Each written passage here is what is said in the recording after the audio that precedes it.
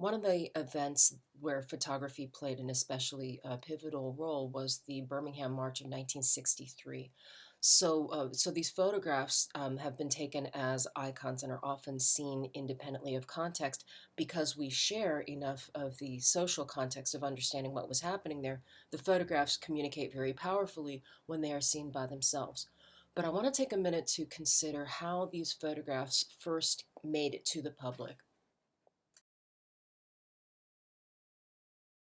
So in 1963, this March for Integration was very well organized, and it was prepared to be entirely nonviolent. It's also worth pointing out that the leaders of the march included many children and kids from high school.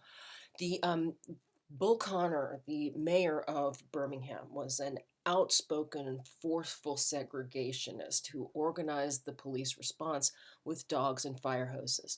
This was fully anticipated.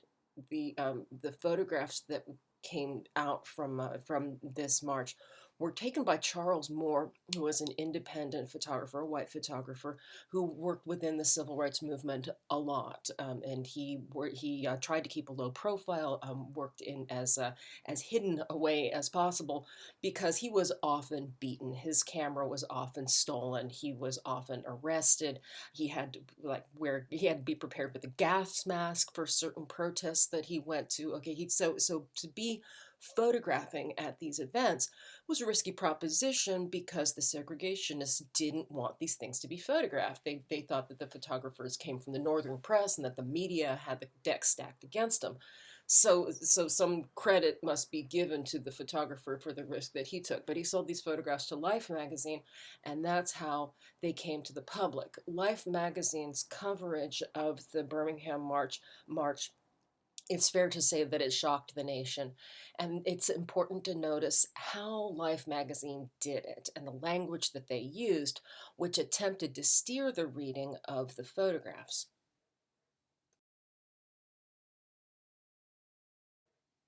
So that photograph you saw a minute ago with the fire hoses, this is the way that it looked when it was originally published in Life magazine, using the title of the article, They Fight a Fire That Won't Go Out: The Spectacle of Racial Turbulence in Birmingham. Notice the way that they use the language throughout this article. It's clear that they are directing the language at a white audience. And Life magazine is attempting to be careful to try to rein in some of the impact that these photographs could have if they didn't create a careful narrative around them.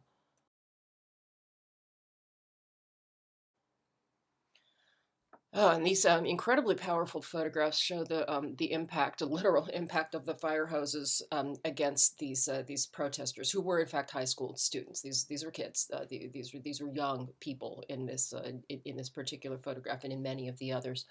So in the photograph, you see how the men are attempting to protect the women. They're bracing themselves against the windows, against this incredible impact of the fire hoses. Powerfully composed photographs, and I think you get the idea from the photographs. Let's look at the text. Provocation, reprisal, widen the bitter gulf. So Life magazine is reiterating the widely held feeling that there is a bitter gulf between Black people and white people, and that both the provocation, meaning they're calling the march a provocation, that the marchers are provoking the police, and reprisal, reprisal is referring to the fire hoses, that this action is widening the bitter gulf. So the words are two sidesing it here. Okay, the words are trying to say, well, the protesters did this, but they pushed back with so much force. So with the photographs are telling a story that the words are attempting to show us what it is that we're supposed to do with that story and what sense we're supposed to make of it.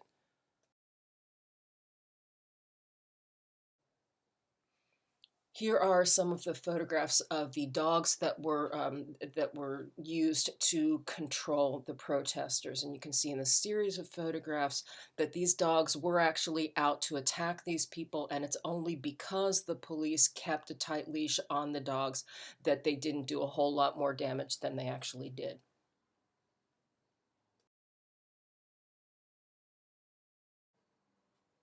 Here's one of the photographs that was widely reproduced on its own from that conflict.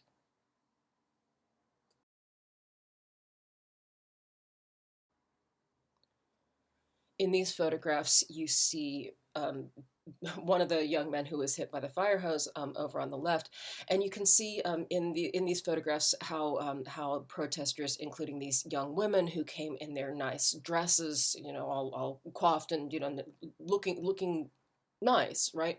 Looking dignified. Uh, their dignity is taken away from them. They sit in a non-violent resistance method in that manner, and their part of their protest action is to have themselves be forcibly removed from the premises. So this is what it's like for them to be dragged by their arms, by their ankles, with their clothes being pulled all over the place.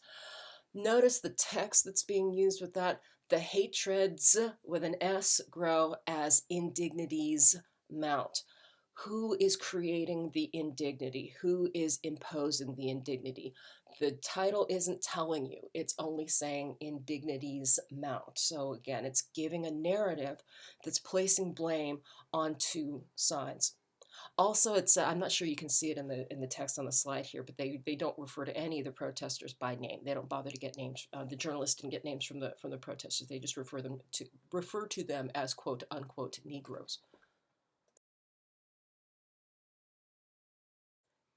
In this photograph, you can see a lot of the protesters chanting or singing with their arms raised, feeling sort of the power and the energy of the movement. The caption says "volcano of emotion."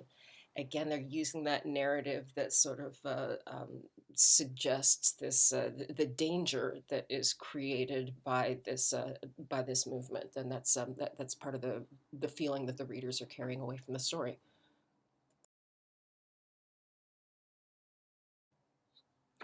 So so part of the pushback against articles like these from Life magazine comes from these local photographers, people who worked for local newspapers that took pictures of their own. Okay, so when you're seeing in a previous photograph, you may have seen some other people with cameras in the background. Because the police weren't bothering them, those were likely photographers who they knew, who would have been from the local newspapers, who would have been taking photographs, that the stories crafted around those photographs would have promoted the story that they wanted to tell. So there's animosity between the Southern local media and the national media at this point, because they're picking up these stories and spreading them nationwide.